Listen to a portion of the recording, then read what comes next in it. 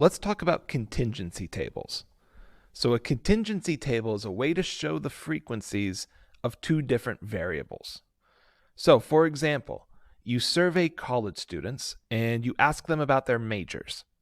And after surveying 50 college students, you take a look back at your results, and this is what you have. Good luck being able to analyze any of this without creating some type of contingency table, right? We have the gender of the student and their majors. So there's a bunch of words here on the screen. If we create this contingency table here, we're going to be able to see what this data is telling us. Along the top, we have one variable, and along the side, we have another variable. If we wanted to, we could flip them, right? Which one goes on the top and which goes on the side doesn't really matter here. But you notice that we have intersections. So for example, female students who major in business, we would go through and take a look at all of our data there in the upper right, and we would see that we have 10 female students that we surveyed who told us that their major was business. We take a look at male students who are business majors, and we have 8, for a total of 18 business majors.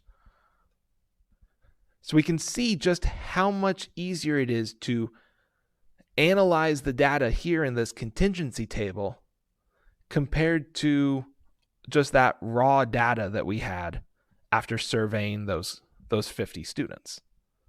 So we would fill it out for the rest of this. And we would see, okay, there are 9 engineering majors who are females. There are 11 engineering majors who are males. So just taking a look at this, we can see, okay, we have an even split between female and male students that we surveyed. And engineering majors seem to be the most popular, and psychology majors seem to be the least popular. So there's a lot of different things that we can do now that we have this contingency table made, but this is the important first step for us. Now, we could also show this as relative frequencies. So instead of just showing the frequency of each, we could say, okay, it's not only 10, it's 10 out of 50, or 20% of the students that we surveyed were female business majors.